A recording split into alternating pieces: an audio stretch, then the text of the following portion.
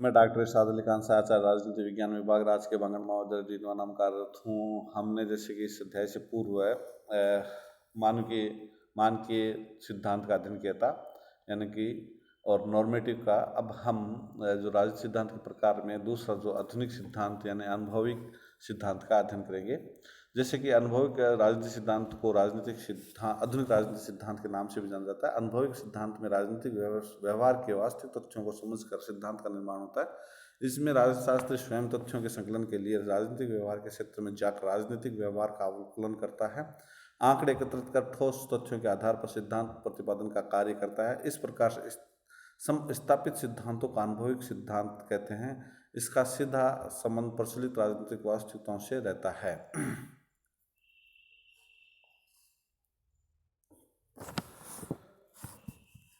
इसमें हम अनुभविक सिद्धांत में केवल उन तथ्यों से सरोकार रखते हैं जो हमारे अनुभव और निरीक्षण पर आधारित हों। उन्हीं निष्कर्षों पर विश्वास करते हैं जिनका सत्यापन किया जा सके तथा अतः इसमें तथ्यों के वर्णन की प्रमुखता दी जाती है। उन्हें सत्य और असत्य की कसौटी पर रखते हैं। अनुभविक सिद्धांत मूल्यों की तुलना में तथ्यों पर अधिक जोर देता है।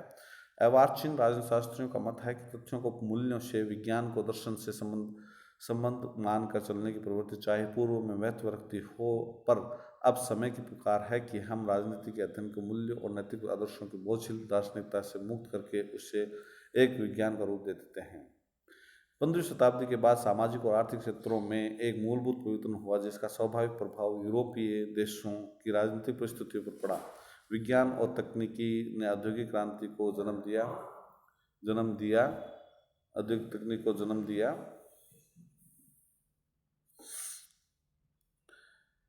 इस प्रतिनिधि शासन प्रणाली के विचार का उदय हुआ और राजनीति में मध्यम वर्ग को आविर्भाव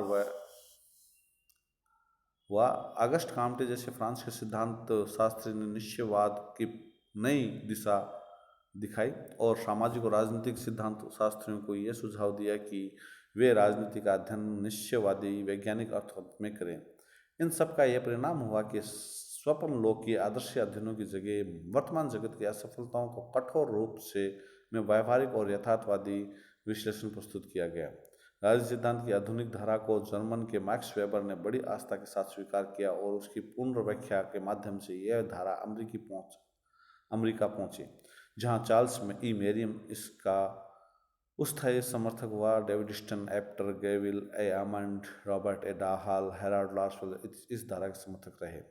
इसलिए इन सब भी को आधुनिकवादी कहा जा सकता है। द्वितीय विश्व युद्ध के बाद की अवधि में यह धारा इतनी प्रबल हो गई कि अनेक अमेरिकी सिद्धांत शास्त्री इस प्रकार की राजनीति के अध्ययन के प्रति प्रतिबद्ध हो गए जो राजनीतिक समुदाय के सदस्यों के रूप में मनुष्यों के व्यवहार से उत्पन्न होती है। इसके परिणाम स्वरूप व्यवहारवादी आधुनिक राजनीतिक सिद्धांत की प्रधान धारा बन गया। आधुनिक राजनीतिक सिद्धांत की प्रमुख जो विशेषताओं में से थे, जैसे कि अध्ययन मुक्तता। आधुनिक राजनीतिक सिद्धांत अध्ययन मुक्त है। अध्ययन मुक्तता का आशय यह है कि इनका कोई एक निश्चित क्षेत्र या परिधि नहीं है। राजनीतिक तथ्य और घटना जहाँ उपलब्ध हो, चाहे वे समाजशास्त्र, अर्थशास्त्र, धर्म के विषय में हो अथवा व्यक्ति, परिवार, राष्ट्र और विश्व से संबंधित हों, अब राजनीतिक अध्ययन के विषय बन गए हैं। राजनीतिक सिद्धांति की यह भावना रहती है कि वास्तविक परिस्थितियों का अध्ययन किया जाए और उन्हीं को वास्तविकता प्रकट करने वाली अवधारणाओं का आधार बनाया जाए। अनुभवात्मकता। आधुनिक राजनीतिक सिद्धांत यथार्थवादी है और व्यवहारवादी दृष्टिकोण अपनाने पर जोर देता है। अधिकांश अध्ययन अनुभवात्मक है, जो कि पर्यवेक्षण, माप, तार्किक युक्तियुक्तता आदि तकनीकों पर आधारित है। वस्तुपरकता ने आत्मपरकता का स्थान ग्रहण कर लिया है। अनुभवात्मकता संभवतया आधुनिक राजनीतिक सिद्धांत की सबसे प्रमुख विशेषता है। इसी कारण इन्हें आनुभविक अध्ययन भी कहा जाता है। शोध एवं सिद्धांत में घनिष्ठ संबंध। वैज्ञानिक पद्धति के प्रयोग द्वारा अब राजनीतिक वैज्ञानिकों साधारणीकरण, व्याख्याओं एवं सिद्धांतों के निर्माण में लगे रहते हैं। अब सिद्धांत निर्माण कठोर शोध प्रक्रियाओं पर आधारित है। शोध और सिद्धांत अब एक दूसरे के बिना निरर्थक माने जाते हैं। अंतः अनुशासनात्मकता, यानी अब राजनीतिक सिद्धांत का आचार शास्त्र और दर्शन शास्त्र से संबंध टूट चुका है। अधिकांश सिद्धांत शास्त्री इस धारणा पर चले हैं कि अगर वैज्ञानिक तरीकों को अपना लिया जाए तो विस्तृत दार्शनिक तकनीकों की जरूरत नहीं होगी। नई प्रवृत्ति यह है कि राजनीति के अध्ययन को अर्थशास्त्र, समाजशास्त्र और मनोविज्ञान जैसे सामाजिक विज्ञानों से संबंध किया जाए, ताकि इस विषय के नियमों का व्यवहार परक और जांच पड़ताल के अधीन रखा जा सके। मूल्य सापेक्षवाद यानी आधुनिक राजनीति सिद्धांत वैज्ञानिक पद्धति को प्रमुखता देता है, उसी के साथ वैज्ञानिक मूल्य सापेक्षतावाद जुड़ा हुआ है।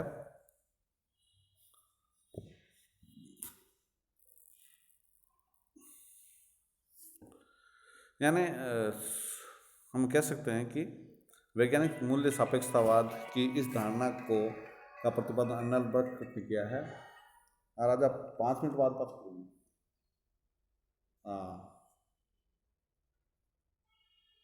हाँ बोलो। ठाकिर साहब देख लो, क्या ले लो, है ना। हाँ लगा लीजिए, ठीक। वैज्ञानिक मूल्य सापेक्षवाद की इस धारणा का प्रतिपादन अर्नल्ड ने किया है। आधुनिक राजनीति सिद्धांत के बारे में एक महत्वपूर्ण बात यह है कि इसमें व्यवहारवाद और उत्तर व्यवहारवाद दोनों के लक्षण आते हैं। अनुशासन की स्वायत्तता एवं विकास के प्रति जागरूकता। राजनीति वैज्ञानिक के इस तथ्य से भली भांति अवगत हैं कि उनकी विषयगत संस्थाओं, प्रवृत्तियों आदि का अध्ययन अन्य समाजशास्त्री निसंक होकर करते हैं। वे इस विषय को एक प्रायोगिक स्तर मात्र ही प्रदान करते हैं। इसी कारण ईस्टन, डहेल, कैटलिन जैसे उच्च कोटि के राजनीति वैज्ञानिकों ने अपनी समस्त शक्ति इस विषय को एक स्वायत्त अनुशासन के रूप में प्रतिष्ठित करने के लिए लगा दी है। चारों ओर राजनीतिक सिद्धांत के निर्माण, स्थायित्व, व्यापकता, विश्वसनीयता आदि के विषय में चर्चा है। वे राजनीतिक तथ्यों और निष्कर्षों में एक संबद्धता और क्रमबद्धता लाना चाहते हैं। एक मौलिक समाज विज्ञान के रूप में उदय हुआ, यानी कि आधुनिक राजनीतिक सिद्धांत अपने को समाज विज्ञान की कड़ी के रूप में विकसित करना चाहता है तथा वह विभिन्न विषयों का महत्वपूर्ण दिशा निर्देश दे सकता है। राजनीतिक वैज्ञानिकों ने अरस्तू, न्यूटन, डार्विन आदि के रूप में कार्य करने की भावना पाई जाती है। इसके लिए वे अपने आप में विशिष्ट क्षेत्र की विशेषता विकसित करना चाहते हैं। वे अनुशासन में स्वायत्त लाना चाहते हैं।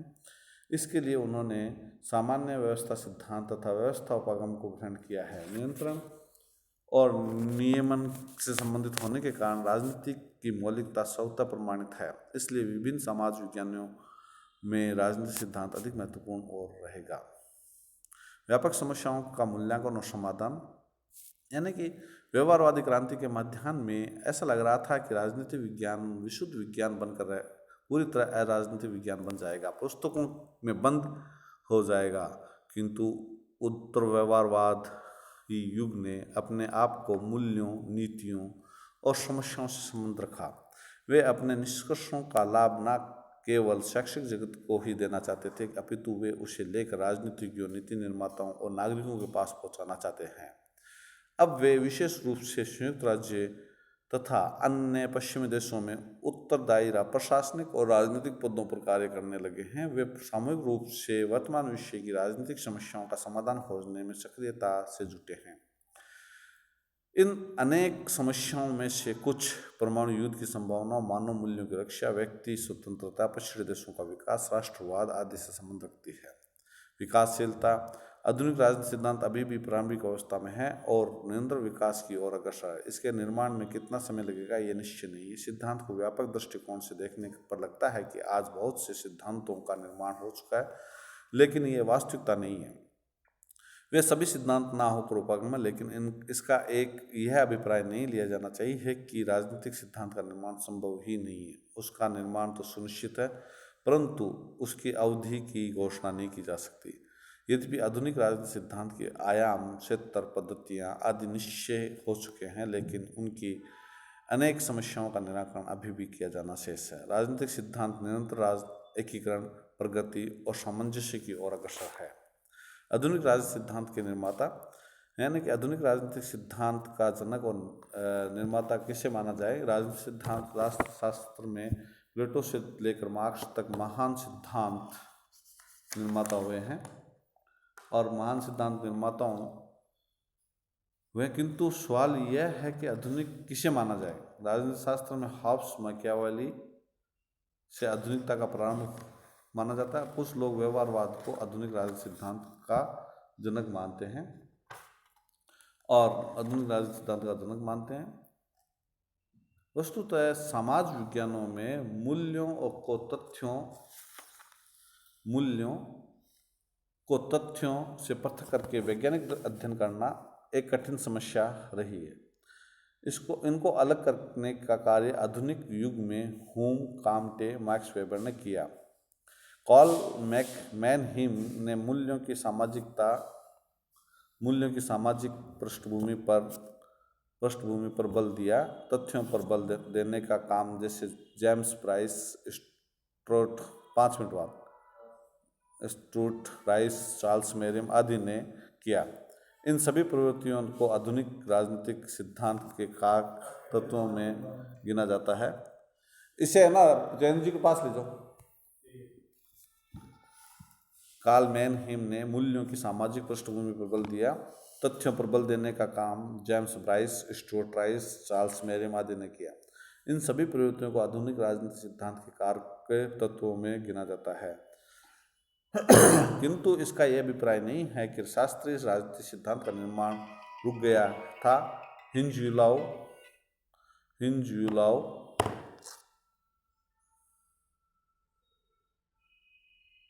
ने व्यवहारवाद दर्शन और सिद्धांत पर प्रकाश डाला। आधुनिक राजनीतिक सिद्धांत के निर्माताओं में David Easton, Harold Lasswell, Karl Deutsch, Herbert Simon, Riggs आदि के नाम उल्लेखनीय हैं।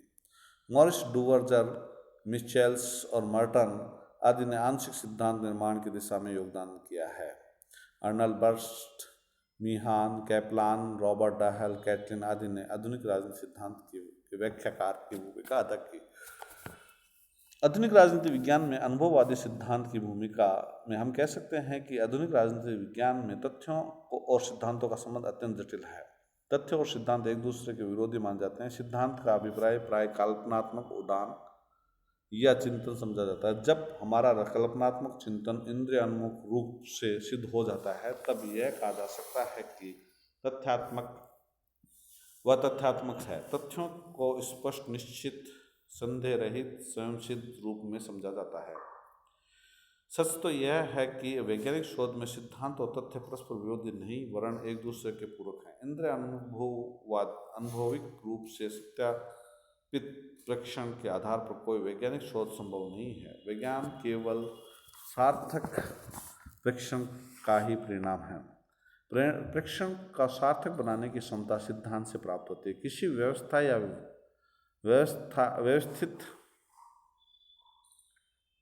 व्यवस्थित जो है, हमें कह सकते हैं कि किसी व्यवस्था या व्यवस्थित करने वाले सिद्धांत के अभाव में कोई भी परीक्षण केवल परीक्षण ही रहता है। वह ना तो तथ्य होता है, ना ही विज्ञान।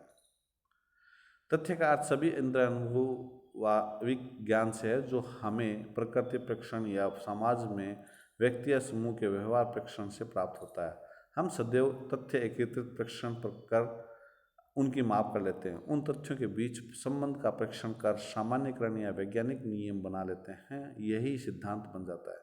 तथ्य का परीक्षण सार्थक रूप से हम किसी सिद्धांत के अंतर्गत ही कर सकते हैं, जो हमारे परीक्षण को व्यवस्था और अर्थ प्रदान करता है। यही नहीं, परीक्षण से प्राप्त सहसंबंध यदि प्रमाणित एवं सत्यापित हो गए तो वैज्ञानिक नियम का स्तर प्राप्त कर लेते हैं। ऐसे वैज्ञानिक नियम या अनेक नियमों की और अनेक अंतर संबंधों की व्याख्या को हम सिद्धांत कहते हैं। वैज्ञानिक शोध में हम तथ्यों का परीक्षण एवं माप एक ऐसी संप्रत्यात्मक रूपरेखा के अंतर्गत करते हैं जो हमें सिद्धांत से प्राप्त होती है। इसीलिए कुछ विद्वानों का मत है कि तथ्य तभी कुछ अर्थ रखता है जब वह किसी सिद्धांत के अंतर्गत परीक्षित हो। हम कौन से तथ्य किस प्रकार से एकत्रित करें, इसका निर्णय सिद्धांत के आधार पर ही कर पाना संभव है। सिद्धांत हमें अपने शोध कार्य के संबंध में एक अभिविन्यास प्रदान करता है। सिद्धांत हमें अभिविन्यास प्रदान करता है। और हार्ट ने, जैसे कि विलियम जे गुडे और पाल के हाइट ने अपनी पुस्तक मेथड्स ऑफ सोशल रिसर्च के में सिद्धांत की 5 भूमिकाएं गिनाई, जिसमें सिद्धांत वैज्ञानिक शोध में एक अभिविन्यास की भूमिका अदा करता है। यह हमारा शोध क्षेत्र परिभाषित करता है और तथ्यों के एकत्रीकरण और माप आदि के क्षेत्र को सीमित करता है। सिद्धांत द्वारा हमें एक संप्रत्यात्मक रूपरेखा प्राप्त होती है जिसके आधार पर हम प्रासंगिक घटनाओं और तथ्यों को व्यवस्थित करते हैं। अर्थात सिद्धांत से ही हमें संप्रत्य प्राप्त होते हैं जो उन तथ्यों को अर्थ प्रदान करता है। गुड्डे और हेड के अनुसार सिद्धांत की तीसरी भूमिका प्रेक्षणों के संक्षेपण है।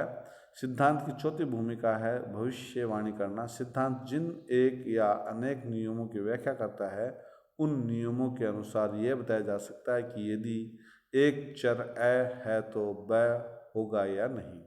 सिद्धांत की पांचवी भूमिका यह है कि हमारे ज्ञान में जो कमी है उसे स्पष्ट करना। अनुभविक सिद्धांत निर्माण के चरण में हम राजनीतिक विज्ञान में एक अनुभविक सिद्धांत निर्माण की तलाश के 4 चरण प्रमुख गिन सकते हैं जिन्हें किसी भी वैज्ञानिक शोध अनुसंधान में अपनाया जाता है, जैसे कि क्रियात्मक परिकल्पना का निर्माण करना, हाइपोथेसिस जिसे हम कहते हैं, फॉर्मुलेशन ऑफ वर्किंग हाइपोथेसिस। दूसरा जो तथ्यों का निरीक्षण करना और निरीक्षण के बाद में उनका संकलन करना होता है, यानी तथ्यों का जो है observation and collections of data जिसके तहत हम करते हैं। और जो संकलन करते हैं हम तथ्यों का, तो संकलित तथ्यों का वर्गीकरण और उनका बाद में सारणीकरण करते हैं, classification and tabulation of data collected करते हैं।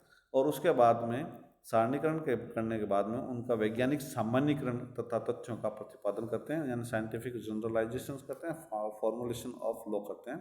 और उसी के आधार पर हम वैज्ञानिक शोध जो हमारा अनुसंधान कार्य करते हैं। आज हम इतना अध्ययन करेंगे। धन्यवाद।